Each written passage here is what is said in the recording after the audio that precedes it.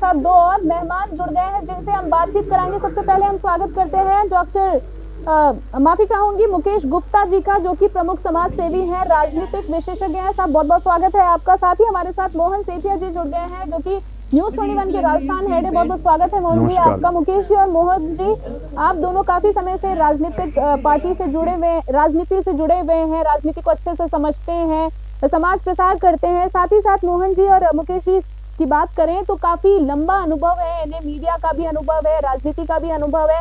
तो राजनीतिक विशेषज्ञ हैं आज की जो हमारे दो जो प्रमुख गेस्ट हैं, तो इनसे काफी सारी बातचीत करेंगे। उससे पहले एक बार आपको बता दें कि राजस्थान में भाजपा 14 और कांग्रेस 7 सीटों पर आगे है। इसी तरह की हम आपको जो आपको आंकड़े दिख रहे हैं, जैसे जैसे रेशो बढ़ते जाएंगे हम वैसे वैसे आपको बताते जाएंगे। आपको एक बार बता दें, मध्य प्रदेश में 29 सीटें हैं, जिसमें से शून्य पे अभी चल रही है भाजपा की, जो 0 सीटें हैं, कांग्रेस की 0 है और अन्य। ये आंकड़े तब बढ़ेंगे जैसे जैसे सीट जो काउंटिंग है वो होती जाएगी। साथ ही बता दें, भाजपा 36 सभी 29 सीटों में भाजपा जो है अभी तक, कहने का मतलब है फिलहाल आगे चल रही। पंजाब की 13 सीटें हैं भाजपा की, और कांग्रेस की जो है वो भी सीटें हैं। 13 सीटों में से अभी 0 चल रहा है, क्योंकि आंकड़ा जैसे बढ़ेगा हम आपको बताएंगे। साथ ही बता दें, दिल्ली की 7 सीटों में से 0 चल रहा है। आंकड़ा जैसे बढ़ेगा हम आपको रेशो बताते रहेंगे। और साथ ही सभी 7 सीटों पर कुल मिलाकर, कहने का मतलब है, जो भाजपा आगे है। तो हमारे जो दो विशेषज्ञ, राजनीतिक विशेषज्ञ बैठे हैं, सबसे पहले हम जानना चाहेंगे मुकेश जी आपसे, आपको क्या लगता है, क्या देखने को मिलेगा? तीसरी बार क्या प्रधानमंत्री नरेंद्र मोदी हैट्रिक बनाएंगे? इससे पहले पंडित जवाहरलाल नेहरू जी द्वारा ही सिर्फ हैट्रिक बनी थी। क्या कहना है आपका मुकेश जी?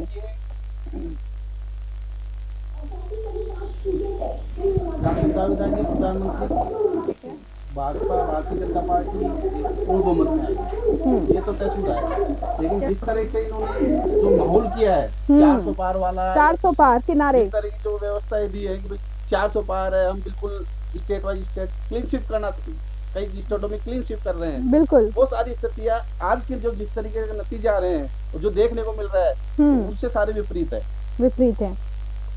मोहन जी, आपको क्या लगता है, क्या देखने को मिल सकता है आज के चुनावी माहौल में? पर्व की तरह मनाया जा रहा है माहौल? देखो, चुनाव एक तरह का कुंभ का मेला है। ठीक है, 5 साल बाद आता है, बहुत धूमधाम से मनाया जाता है। और ये तो सुनिश्चित है, सरकार तो मोदी की, बीजेपी की बनेगी, लेकिन अब वो कितने की बनती है, कैसे बनती है, ये कुछ नहीं कह सकते। जो एग्जिट पोल के जो आंकड़े थे, जो अभी सामने स्क्रीन पे दिख रहे हैं, उनमें तो बहुत फर्क आ रहा है। अब चाहे बिहार ले लो, चाहे पंजाब ले लो, चाहे कहीं भी ले लो, कांग्रेस भी लीड कर रही है, उत्तर प्रदेश भी ले लो, समाजवादी भी लीड कर रही है। तो इस तरह हर जगह अपनी अपनी पार्टियां, ठीक है, एक मध्य प्रदेश है जहां बीजेपी सबसे ज़्यादा लीड कर रही है, बाकी ज़्यादा लीड कर रही है। ये तो अभी 4-5 घंटे में सारा रिजल्ट सामने आ जाए, वो सामने आ जाएगा। तो बाकी तो आप खुद से काउंटिंग जो है वो शुरू हुई थी, वोटिंग की काउंटिंग शुरू हुई थी। सबसे पहली जो सीट आई थी गुजरात की आ गई थी। अभी जिस तरीके से हम देख रहे हैं कि ओवरऑल अगर हम बात करें तो बीजेपी जो है वो आगे चल रही है। देश भर में लोकसभा सीटों की मतगणना जो है वो जारी है।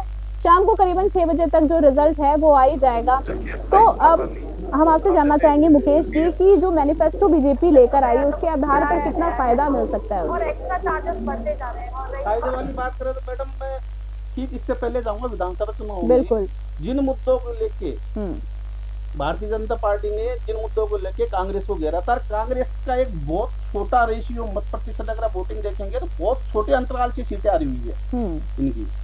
तो अगर जनता का मत देखें और उनका रेशियो देखें, तो आज जो राजस्थान की जो स्थिति है, जनता जानती है, इस चीज को भी जानती है कि हो क्या रहा है। महिला अत्याचार है, महिला सशक्तिकरण को लेके इन चीजों को, कई चीजें थी, कई व्यवस्था इस तरह की थी, इन मुद्दों को लेके इन्होंने गहलोत सरकार को घेरा था। कुछ परसेंटेज, मतों परसेंटेज के हिसाब से गहलोत गवर्नमेंट चली गई थी। आज जनता उसको जान रही है और ये स्थिति जो आ रही है, 8 सीटों पर राजस्थान में लगातार कांग्रेस बढ़त ले रही है। इसका मतलब कहीं न कहीं भारतीय जनता पार्टी से मतदाता का मोह थोड़ा भंग हुआ। इसका कारण क्या है मुकेश जी? इसका कारण है कि जिन मुद्दों को लेके आती है उन पे पूर्ण रूप से कुछ बताइए, एक दो मुद्दों के बारे में बात कीजिए, बताइए जैसे कि क्या क्या ऐसा मुद्दा लेकर आई थी, क्या ऐसे पॉइंट्स लेकर आई थी जिसपे उसने काम नहीं किया हो और आपको ये कहना पड़ रहा है। सबसे पहला मुद्दा महिला अत्याचार था, महिला अत्याचार के बारे में, ठीक है। तो आज 4 महीने से ज्यादा अंतराल हो गया सरकार बने हुए, तो क्या अब भारतीय जनता पार्टी की सरकार में नहीं हो रहा? अपन रोजाना देखते हैं, रोजाना पेपर पढ़ते हैं, डेली 4 न्यूज ऐसी आती है जो दिल को दिलाने वाली होती है, ठीक है, तो वहाँ भी तो हो ही रहा है ना। आपका क्या कहना है मोहन जी इस बात पे? देखो इस बारे में तो अब क्या कहेंगे, अभी तो जैसे ही सरकार बनी आते ही चुनाव डिक्लेयर हो, ठीक है, आचार संहिता लग गई, मार्च में चुनाव डिक्लेयर हो गई। अब सरकारों के पास जब काम करने की पावर नहीं रहती तो प्रशासन भी क्या करे, प्रशासन के ऊपर भी किसी का लोड दबाव नहीं रहता, तो इसलिए जब अब पता लगेगा, आज 4 जून है, 7-8 तक आचार संहिता हट जाएगी, हटने के बाद पता लगेगा कि वास्तव में सरकार कैसे काम कर रही है। ठीक है, अभी जैसे बिजली पानी की समस्या बहुत ज्यादा चल रही है, अब किसी को बोल नहीं सकते, जेडीए में जाओ काम नहीं होते, अधिकारी सुनते नहीं है, काम करना नहीं चाहते, कहीं भी चले जाओ सरकार के पास आचार संहिता है, अंदर खाने काम कराओ तो अंदर खाने काम हो रहे हैं, वैसे आचार संहिता लगी रहती है, अधिकारियों पर कोई है ही नहीं, तो सुनने वाला ही नहीं। तो अब 7 तारीख के बाद ही पता लगेगा कि आगे सरकार कैसे चलती है। ये तो एक तरह का बस टेम्परेरी पीरियड था, सरकार का चल रहा था जो चल रहा है, ठीक है, जो चल रहा था चल रहा है, कहने का मतलब है ये तो अभी थोड़ी देर में जो रिजल्ट्स हैं वो तो क्लियर हो ही जाएंगे कि सरकार ने जितने दावे किए हैं, जितना कामकाज किया है, उसका कहते हैं ना फल मिलना किसी चीज का, तो वो तो मिल ही जाएगा, न्याय होकर रहेगा। तो देखिए एक बार फिर से आपको बता दें, जेडीयू 14, भाजपा 12 और लोकतंत्र जो लोक जनशक्ति पार्टी है 5 से आगे है, कांग्रेस 7 पर है, आम आदमी पार्टी 3 सीटों पर आगे चल रही है। पंजाब की मैं बात कर रही हूँ, उत्तर प्रदेश में भाजपा 35, समाजवादी पार्टी 34, कांग्रेस 8 सीटों पर जो है आगे चल रही है। वहीं मध्य प्रदेश की बात करें, सभी 29 सीटों पर भाजपा जो है सबसे आगे। भाजपा ने आज अपना खाता ही खोल दिया था सुबह शुरू होते ही, और भाजपा महाराष्ट्र में 11 और कांग्रेस भी 11 की टक्कर में लगातार आगे। शिवसेना की बात करें तो 10 सीटों पर मुंबई महाराष्ट्र में आगे चल रहे हैं। पश्चिम बंगाल में कांग्रेस 29, भाजपा 11 और कांग्रेस 10 सीटों से कहने का मतलब है आगे चल रही है। सभी 7 सीटों पर ये जो भाजपा है ओवरऑल आज इनका जो ओपनिंग कह सकते हैं वो बहुत बढ़िया रही है। मोहन जी मैं आपसे जानना चाहूंगी कि बीजेपी की मैनिफेस्टो में काफी सारी जो बातें कही गई हैं, भारत को विश्व की तीसरी बड़ी आर्थिक शक्ति बनाने की जो गारंटी दी गई है उनके मैनिफेस्टो में, तो उसको आपको लेकर क्या लगता है कि जो लिखा है इस पे कितना काम हो सकता है, क्या देखने को मिल सकता है? अगर बीजेपी सरकार एनडीए को अच्छा बहुमत मिला राज्यसभा लोकसभा दोनों में, फिर तो ये खुल के काम कर रहे हैं, तीसरी का पहली शक्ति में भी आ सकते हैं। अगर कुछ में रह के सरकार एक टांग पे रह के समर्थन लेके अगर काम करेगी तो आगे बढ़ नहीं पाएगी, तो ये है मेन मुद्दा, ये है जी। जारी रखें। तो कहने का मतलब है कि अगर एक साथ काम करेंगे तो आगे बढ़ जाएंगे, ठीक है। सबसे बड़ी बात आपसे भी मैं यही जानना चाहूंगी, भारत को विश्व की तीसरी बड़ी आर्थिक शक्ति बनाने की गारंटी दी गई है भाजपा के मैनिफेस्टो में, क्या लगता है आपको? बिल्कुल मैडम, अगर और अभी तक जितना काम किया है उससे कितना सहमत हैं आप? मैं कहना चाह रहा हूँ, अगर सरकार पूर्ण बहुमत में आई तो इनका मैनिफेस्टो उसी आधार पे लागू होगा।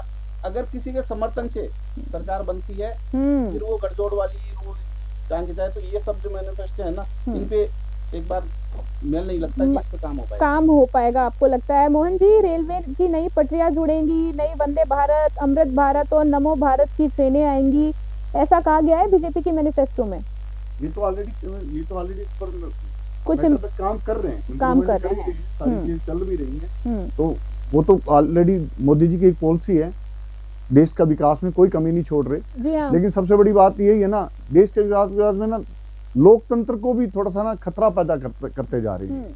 लोकतंत्र में इतना दबाव, जो देखो ईडी, सीबीआई, आईबीआई, पटरम जो भी इनकी एजेंसियां सबके छापे, अब इन लोगों ने इतने कांग्रेसी भर लिए, अब इनके पास वॉशिंग मशीन कहाँ से आई ये भी नहीं पता लगा अभी तक। ये कितने साफ हो गए, कितने चले गए, क्या रह गए, ये तो अभी आने वाला वक्त ही बताएगा। ये कितने साफ रह गए, कितने चले गए, ये तो आने वाला वक्त ही बताएगा। कितने गंदे भरते खुद गंदे हो गए, बिल्कुल ठीक है। सामने जैसे कि आपने बात की, बिल्कुल आपने बात की, तो काफी अरविंद केजरीवाल का जो मुद्दा था इस बीच काफी हॉट टॉपिक बना हुआ था। काफी सारे आरोप लगे हैं भाजपा पार्टी पर कि जबरदस्ती उनको फंसाया गया है, कहने का मतलब है। तो मोहन जी कितना सही है? मुकेश जी ये सवाल आपसे भी मैं जानना चाहूंगी। मोहन जी आपसे सबसे पहले मैं ये कहना चाह रहा हूँ, देखो आज की डेट में कोई भी सरकार हो, अब वो कहे भी हम बिना चंदे के चुनाव लड़ने, बिना कोई 2 पैसों के नंबर से चुनाव लड़े, एक सांसद का चुनाव कम से कम 10 से 15 करोड़ में खर्चा लगता है। तो ये सरकारों में पैसा कहाँ से आता है? ये खर्चा कहीं ना कहीं से तो आता ही है। कभी उद्योगपति अंदर खाने देते हैं, कभी कोई कुछ देते हैं, कोई देता है, किसी को काम कराना होता है, किसी को कुछ करना होता है। तो अब क्या केजरीवाल भी अपनी सरकार चलाने के लिए ईमानदारी से कितने दिन चलता? ईमानदारी कितने दिन जिएगी? उसको भी चुनाव लड़ने हैं। पहले उसने दिल्ली जीता, फिर पंजाब जीता, अब वो दिनों दिन आगे बढ़ता जा रहा है, तो उसको भी खर्चे चाहिए। अब जो कुछ खर्चे हैं सरकार ने एक लिमिटेड खर्चे कर रखे थे। आप एक सांसद के मेरे 75 लाख के आसपास खर्चे हैं। अब 75 लाख में 20 लाख लोग 22 लाखों को कवर करना क्या आसान काम है? इतनी बड़ी रैलियां, और एक लोकसभा में 8 विधानसभा आती हैं, और 8 विधानसभा में कितने बूथ बनते हैं, कितना कुछ करते हैं। आज जो बूथ पे बैठता है उसका चाय नाश्ता सारी चीज व्यवस्था, गाड़ियां, सब चीजें देनी पड़ती। तो ये चीजें बहुत टिपिकल। अब वो कह रहे केजरीवाल जी ने 100 करोड़ खा ली। अरे दूसरे नेताओं को छांट के तो देखो, एक गिरीबान नेता 100 करोड़ तक बाल बराबर नहीं है दूसरे नेताओं के पास। अब ये चीज निकालेंगे तो अब कोई करना नहीं चाहता। जो सीट पे बैठा है वो राजा है, जो नीचे उतर गया वो रंग हो गया, उसको पकड़ लो, उसको अंदर डाल दो। ये पॉलिसी बनी हुई है सरकारों की, मुकेश जी मैं आपके पास आना चाहूंगी। कहा जा रहा है कि केजरीवाल का जो भी पूरा मैटर हुआ है, सबसे बड़ी बात है कि इसमें भाजपा जो है जो इन्वॉल्व है, ईडी की जो कार्रवाई हुई है, जबरदस्ती कार्रवाई की गई है, सबसे बड़ी बात है। और तीसरा ये भी कहा जा रहा है कि केजरीवाल पे जो पूरा मैटर रहा है अरविंद केजरीवाल का, ये चुनाव से पहले होना किसी तरह की एक रणनीति। इससे आप कितना सहमत हैं? बिल्कुल, चुनाव से पहले इस तरह की जो बात हुई है, ये एक चुनाव को लेके की हुई वो है। अगर ये चीज अगर अपन बात करना चाहे रितिका जी, तो ये अपन नहीं कह रहे। ये कल जब केजरीवाल जी ने सरेंडर किया है, तो केजरीवाल जी ने अपने स्टेटमेंट में ये बात कही है कि पता नहीं मेरे को और कितना टाइम रहना पड़ेगा। अगर सरकार हमारी नहीं बनती है, हमारे गठबंधन की नहीं बनती है, तो मैं जेल से आऊं या नहीं आऊं ये भी सुनिश्चित नहीं है। बिल्कुल, तो ये अपन नहीं कह रहे, ये वही लोग कह रहे हैं। उन्होंने अभी अब लगभग 15 से 20 दिन तक केजरीवाल जी ने जब प्रचार किया, तो उन्होंने यही बात कही थी कि मैं एक साजिश का हिस्सा हो गया, ठीक है।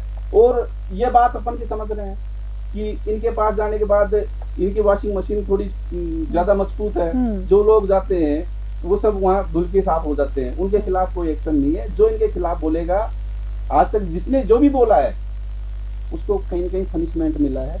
तो आदमी इस चीज डर के लिए आदमी खुल के ज्यादा बात नहीं करता। इन्होंने केवल एक दबा के, लोगों को दबा के, उनकी भावनाओं को दबाते हुए राजनीति की है। ये राजनीति आम जनता समझती है, लेकिन उनके पास विकल्प नहीं है।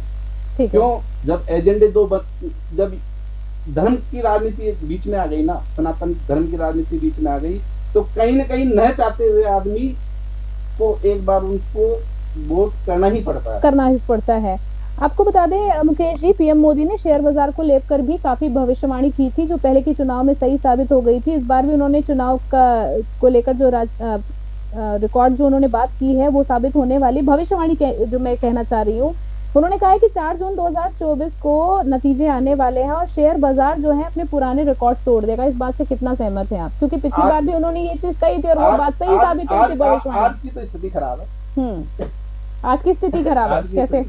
आप देखो सेंसेक्स वगैरह को सब होता है। तो कहने का मतलब है इस बार नरेंद्र मोदी जी की जो भविष्यवाणी है कहीं ना कहीं थोड़ी सी लड़खड़ाती हुई नजर आ रही है। बिल्कुल। कांग्रेस के न्याय पत्र में काफी सारी बातें कही गई हैं, जहां पर पेपर लीक मुद्दे को लेकर मोहन जी मैं आपसे जानना चाहूंगी, काफी सारा जो मुद्दा उठाया गया इसको लेकर आप क्या कहना है पेपर लीक मुद्दे को लेकर? देखो, पेपर लीक अभी सेंट्रल में भी पेपर लीक हुआ। पेपर लीक में तो देखो सारा प्रशासनिक के हाथ में रहता है। प्रशासनिक लोग जो अधिकारी होते हैं, उनके नीचे जो बाबू होते हैं, उनके हाथ में रहता है। अब इसमें राजनेताओं का तो कुछ लेना देना नहीं होता। ठीक है भाई, राजनेता कोई इन्वॉल्व होता है तो उसका नाम भी नहीं आता। अभी आपका ये SMS में इतना बड़ा किडनी कांड हो गया, बहुत बड़ा कांड हो गया, आज तक किसी बड़े डॉक्टर का नाम नहीं आया, बिल्कुल नहीं आया। बड़े बड़े हॉस्पिटलों के नाम सबके आगे, लेकिन जो मेन मुर्गे हैं वो कभी अभी तक सामने नहीं आए। बिल्कुल मारे वो जाएंगे जिन्होंने ले दे के कुछ काम किया नहीं किया, मारे वो जाएंगे। 2, 5, 10 दिन में केस खत्म हो जाएगा बिल्कुल, और रफा दफा हो जाएगा। आज चैनल पे चल गया, अखबार में चल गया, 10-15 दिन बाद लोग खत्म हो गए, और जो किडनी दे के गए वो बेचारे रोते रहेंगे। बिल्कुल, इस तरह के काफी मुद्दे इस कार्यकाल के दौरान हुए थे। हम बताना चाहेंगे हमारी जनता को, उत्तर प्रदेश में भाजपा 35, समाजवादी पार्टी 34 और कांग्रेस की 8 सीटें जो हैं उससे आगे चल रही। मध्य प्रदेश की बात करें, 29 सीटों पर भाजपा जो है उसने अपना कब्जा जमा लिया है। भाजपा 29 सीटों से आगे है, भाजपा 11, कांग्रेस 11 सीटों पर आगे चल रही है। महाराष्ट्र में वहीं शिवसेना की बात करें तो 10 सीटों से जो उद्धव ठाकरे हैं वो आगे चल रहे हैं। वहीं पश्चिम बंगाल में कांग्रेस 28, भाजपा 12 से आगे चल रही है। दिल्ली की सभी 7 सीटों पर जो भाजपा है वो सबसे आगे चल रही है। भाजपा का जो कहीं ना कहीं पलड़ा आज देखने को मिल रहा है वो काफी भारी दिख रहा है।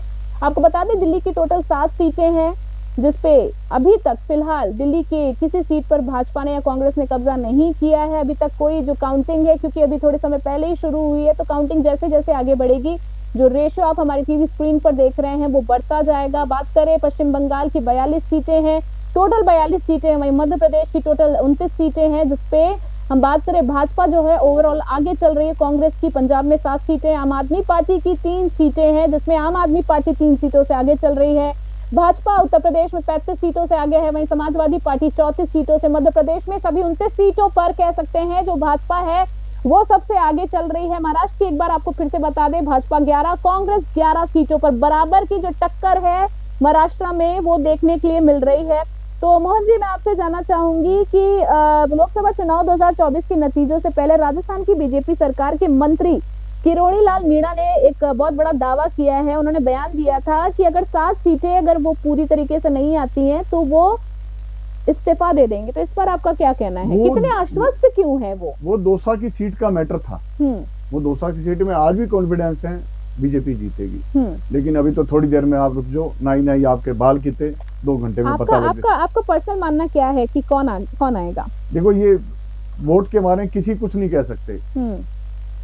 वोटर के मन में क्या है, क्या चलता है, समीकरण क्या बैठते हैं जी। वहाँ कन्हैया मीणा जी भी हैं, मुरारीलाल मीणा भी जी हैं, कंप्यूटर आप दोनों का बहुत कंपटीशन है। और एक मेरे ख्याल राजस्थान में वो क्या नाम, सॉरी भूल गया मुझे। कोई बात नहीं, कोई कहने का मतलब है ये जो उनके बयान में, और इस पे सचिन पायलट का भी दाव लगा हुआ है। ठीक है, दौसा वाली सीट पे क्यों सचिन पायलट के जो पिताजी राजेश पायलट जी थे वो दौसा के एक तरह के राजा और किंग मेकर मानते थे, उन्हीं के नाम पे दौसा चलता था। ठीक है, मुकेश जी आपके पास आना चाहूंगी मैं। अब थोड़ी सी बीजेपी की संकल्प पत्र की कुछ खास बातों पर हम बात कर लेते हैं।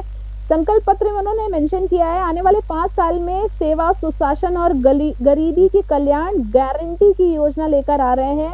थोड़ा विस्तार से बताइए कि कितनी गारंटी आज तक उन्होंने जो दी है उस पर वो काम कर चुके हैं, और अभी जैसे कि वो बोल रहे हैं 5 साल में सेवा, सुशासन और गरीबी को मिटा देंगे, तो क्या कहना है आपका?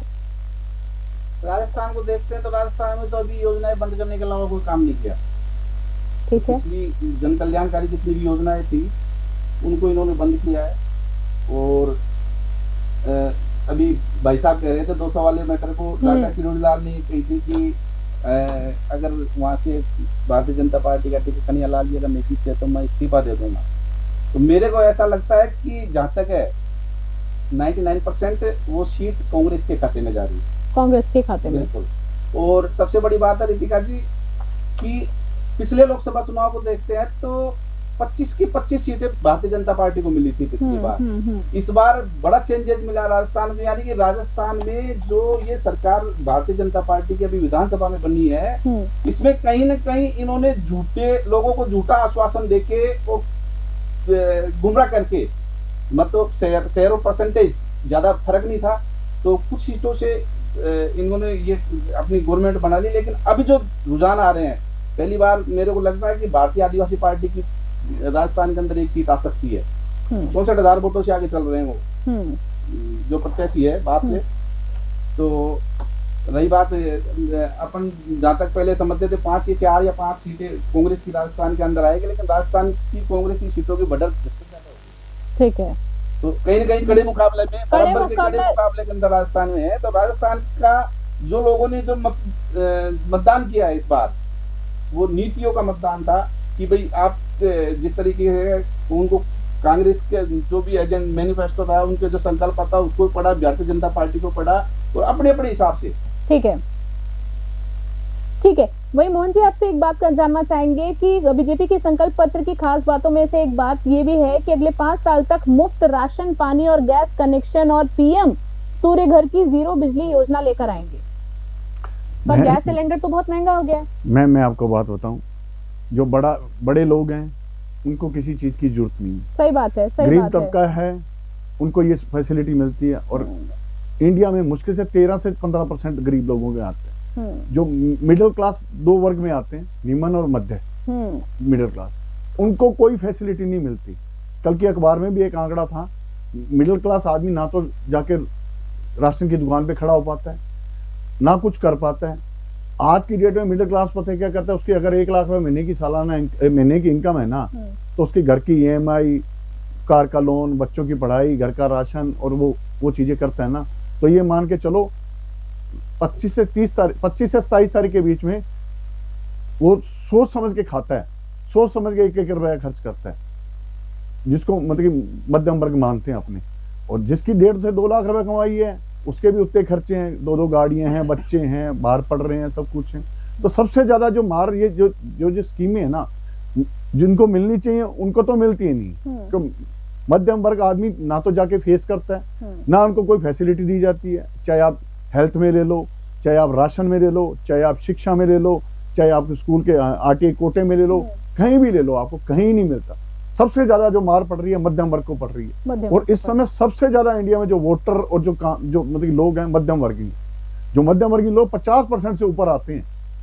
एक तरफ तो चाहे वो सरकार को भी हिला सकते हैं, लेकिन अब वो ना बोलते हैं ना करते हैं, अपनी मजबूरियों में लगे रहते हैं। हमें बच्चे पालने हैं, हमें बच्चों को पढ़ाना है, हमें ये EMI चुकानी है, हमें घर की किस्त चुकानी है, हमें पर्सनल लोन चुकाना है, हमारे घर में ये करना है, हमारे घर में बच्ची की शादी है। तो इन चक्रों में वो बेचारा उलझा रहता है। ये है सच, ये है सच। रितिका जी, बिल्कुल भाई साहब की बात को आगे बढ़ाता हुए मैं एक बात कहूंगा। बिल्कुल बिल्कुल। जितनी भी सरकार की जो योजनाएं आती है, मेरी ओपिनियन ये है कि जो गरीब तबकों के लिए या मिडिल क्लास के लिए जो योजनाएं आती है, उनका बेनिफिट तो उन लोगों को मिल ही नहीं पाता। बिल्कुल वही बात कह रहे थे मोहन जी। एक डिपार्टमेंट के नए घोटाले को उजागर करती है। ये योजनाएं जिनको वास्तविक लाभ जिनको मिलना चाहिए, वो लोग तो इनसे वंचित रहते हैं। बाकी ऊपर वाले जो तबके, ऊपर तबके के जो अप्रोच, जो हायर अप्रोच वाले जो लोग हैं या जिनकी पकड़ है राजनीति उसमें, वो उन योजनाओं का लाभ उठाते हैं और वहीं से चालू होता है घोटाला और गमन का काम। तो मेरी राय तो ये है कि जो भी योजनाएं बढ़ती है, ये मूल जिनके लिए बढ़ती है उनको तो लाभ ही नहीं मिल रहा इन योजनाओं का लाभ नहीं मिल रहा है। एक बार फिर से हमारी जनता को बता देना चाहेंगे, मुकेश जी और मोहन जी से चर्चा जारी रखेंगे। आपको बता दें, महाराष्ट्र में अगर हम बात करें तो 10 सीटों पर आगे चल रहे हैं बाला साहेब ठाकरे। पश्चिम बंगाल की बात करें, कांग्रेस 28, भाजपा 12, कांग्रेस 1 सीट से जो है वो आगे बढ़ चुकी है। दिल्ली की सभी 7 सीटों पर भाजपा पूरी तरीके से आगे है। समय समय पर आपको जो आंकड़े हैं वो बताते रहेंगे। राजस्थान और देश से जुड़ी जितनी भी जगह वोटिंग हो रही है, काउंटिंग हो रही है, उसके एक एक आंकड़े हम आपको सटीक आंकड़े बताएंगे। सुबह से न्यूज़ 21 की पूरी जो टीम है आप तक सटीक खबर, सटीक आंकड़े पहुंचाने में पूरी जो टीम है प्रयासरत है। और इसी बीच गुजरात की बात करें, भाजपा 24, कांग्रेस 1 सीट से आगे चल रही है। बिहार की बात करें, JDU में 15, भाजपा 12 सीट पर आगे चल रही है। गुजरात में 26 में से 1 सीट जो है भाजपा के दामन में आ गई। बिहार की बात करें, RJD 5 सीट से जो है वो आगे। पंजाब की बात करें, कांग्रेस 7, आम आदमी पार्टी जो है वो 3 सीट से आगे। उत्तर प्रदेश में भाजपा 35, समाजवादी पार्टी 34 और कांग्रेस 8 सीटों से जो है आगे चल रही है। मध्य प्रदेश में 29 सीटों पर, सभी पूरी की पूरी 29 सीटों पर जो भाजपा है वो आगे है। और इसी बीच एक आपको फिर से बता दें, लोकसभा चुनाव 2024 के लिए 16 मार्च से शुरू हुआ था चुनाव प्रचार, जो कि टोटल जो कह सकते हैं 75 दिन चला था। 19 अप्रैल से 1 जून तक 7 फेज में वोटिंग हुई थी। चुनाव की ये प्रोसेस कुल कह सकते हैं 43 दिन तक चली है। अब 4 जून यानी आज जो है 80 दिनों का जो इंतजार है जनता का हमारे, वो खत्म होने वाला है। इस बार कुल 8,360 उम्मीदवारों ने चुनाव में अपनी किस्मत आजमाई है। एसोसिएशन फॉर डेमोक्रेसी रिकॉम के मुताबिक 1,333 नेशनल पार्टी से, 532 स्टेट पार्टी से, 2580 गैर मान्यता प्राप्त पार्टी से और 3,915 निर्दलीय उम्मीदवारों ने टोटल जो कह सकते हैं वो चुनाव लड़ा है। 2019 में 7,928 और 2014 में 8,205 जो था चुनाव लड़ा गया था। 751 पार्टियों ने अपने कैंडिडेट उतारे हैं। और वहीं बात करें इस तरह के आंकड़ों की, हम लगातार आपको जो अपडेट देते रहेंगे। एक बार फिर से बता दें, उत्तर प्रदेश में भाजपा 35 सीटों से आगे है, समाजवादी पार्टी 34, मध्य प्रदेश में सभी 29 सीटों पर भाजपा आगे। मोहन जी, मुकेश जी, हम आपसे लगातार जो चर्चा है वो जारी रखेंगे। तो मोहन जी हम बात कर रहे थे कि आयुष्मान भारत से, बीजेपी के मैनिफेस्टो में आयुष्मान भारत से 5 लाख रुपए तक का जो मुफ्त इलाज है वो देने की बात कही गई है। कितना आप सही मानते हैं इसको? ये गहलोत सरकार में 25 लाख तक थी, चिरंजीवी योजना में थी। अब उसको 5, सेंटर ने 5 कर रखी है। अब जब सरकारें बदलती हैं तो उनकी स्कीमें बदल जाती हैं। भाई इसकी मार जनता को पड़ती है। वो अपने हिसाब से गरीब सोचता है मेरा इलाज हो जाएगा, 25 लाख तक चलेगा। अब यहाँ पता नहीं लगता, गरीब को तो मैसेज ही नहीं जाता, हॉस्पिटलों में जाता है, चक्कर काटता है। कहीं में तो ये कहता हमारे यहाँ योजना नहीं है, कभी कोई कुछ नहीं है, तो वो तो उसी में लटका रहता है। बस सच्चाई ये है। ठीक है, नेशनल एजुकेशन पॉलिसी लागू होगी। भाजपा के मैनिफेस्टो में है कि नेशनल एजुकेशन पॉलिसी लागू होगी, हर नागरिक को हाई क्वालिटी की शिक्षा की प्राप्ति होगी। मुकेश जी, ये पिछले विधानसभा चुनाव में जो राजस्थान में कांग्रेस की गवर्नमेंट थी, उसमें भी इंग्लिश मीडियम स्कूल बनाए थे उन्होंने, तो वो भी एक हायर एजुकेशन में ही आती है। अब इन्होंने इनके मैनिफेस्टो में दिया है, हायर एजुकेशन में क्या करना चाहते हैं, वो वाली बात है ना भाई। एक तो प्राइमरी स्टेज पे देना चाहते हैं या मैट्रिक स्टैंडर्ड एजुकेशन देना चाहते हैं, फिर सभी उसको जी तो खुल के नहीं है इनका मैनिफेस्टो में, ये चीज क्लियर नहीं है। ठीक है, 2036 में ओलंपिक की मेजबानी करेंगे। काफी खेल में आगे बढ़ा है, ऐसी बात नहीं है। ये चीज माननी, प्रधानमंद्र नरेंद्र मोदी के आने के बाद को स्वीकार करना पड़ेगा। बिल्कुल, इस चीज को स्वीकार करना पड़ेगा। देश के आंतरिक रिश्ते भी बहुत अच्छे हुए हैं। अगर इंडिया ओलंपिक खेल की मेजबानी करता है तो ये बहुत बड़ी उपलब्धि रहेगी ये इंडिया के लिए, क्योंकि इंडिया की मेजबानी करना पूरे वर्ल्ड के सारे जितने भी कंट्रीज है उनको एक साथ यहाँ करना, ये बहुत बड़ी उपलब्धि रहेगी इंडिया की अगर 2026 में मेजबानी करता है तो। कांग्रेस की बात कर लेते हैं। हाई कोर्ट, सुप्रीम कोर्ट में महिला जजों की संख्या बढ़ाई जाएगी। मोहन जी, आपसे जानना चाहूंगी, ऐसा कांग्रेस के मैनिफेस्टो यानी न्याय पत्र में लिखा है। नहीं, ये बिल्कुल अच्छी बात है। जैसे मोदी ने भी अभी बोल दिया 2029 में 33% आरक्षण दूंगा मैं, लेकिन चुनाव से 6 महीने पहले ये घोषणा कर दी थी। क्या 2024 में भी दे सकते थे, सब कुछ कर सकते थे, पर इनकी सोच और नीयत में क्या रहता है ये नहीं जानते। ये कर सकते थे। इन्होंने 2029 में बोला 33% आरक्षण महिलाओं के लिए रहेगा, लोकसभा में, विधानसभा में, सब जगह ये कर रहे हैं। तो क्या 2024 में नहीं हो सकता था? लेकिन ये कहने और करने में, कथनी में बहुत अंतर आता है। अब ये जो कांग्रेस कह रही है महिला जजों की संख्या बढ़ाएंगे, अब ये नेता कितनी अपनी बात पे खड़े उतरते हैं, ये तो ऊपर वाली बात है। जब ये संसद में बिल पास होता है तो कोई तो भाग जाता है, कोई छुप जाता है, कोई आना नहीं चाहता, कोई बीमार हो जाता है, तो ये अपना नाटक करते रहते हैं। अब देखो आने पे बाद सच्चाई पता लगेगी, आने पे बाद ही पता लगेगी ये सच्चाई क्या है। तो इसी बीच हमारी मोहन जी से और मुकेश जी से हम वार्तालाप अपनी जारी रखेंगे। इस बार आपको फिर से बीच में बता दें, मध्य प्रदेश की सभी 29 सीटों में भाजपा आगे चल रही है। गुजरात में 26 में से 1 सीट भाजपा के दामन में आ गई है। पंजाब में टोटल 13 सीटें हैं। मध्य प्रदेश की 29 सीटें हैं, जो हम आपको समय समय पर अपडेट करते रहेंगे कि क्या आंकड़े चल रही है। जो आंकड़े आप हमारे टीवी स्क्रीन पर देख रहे हैं वो ये आंकड़े हैं, हाल फिलहाल के आंकड़े हैं, जितनी वोटिंग हो चुकी है। राजस्थान की 25 सीटें हैं। काउंटिंग के बाद धीरे धीरे ये रेशो जो है वो बढ़ जाएगा। आपको बता दें, बिहार में 40 सीटें, पश्चिम बंगाल की 42 सीटें हैं। टोटल सीटों का जो भी नतीजा होगा शाम तक हम आपको लगातार अपडेट करते रहेंगे। अभी वक्त तो चला एक छोटे से ब्रेक का। ब्रेक के बाद बने रहेंगे मोहन जी और मुकेश जी के साथ।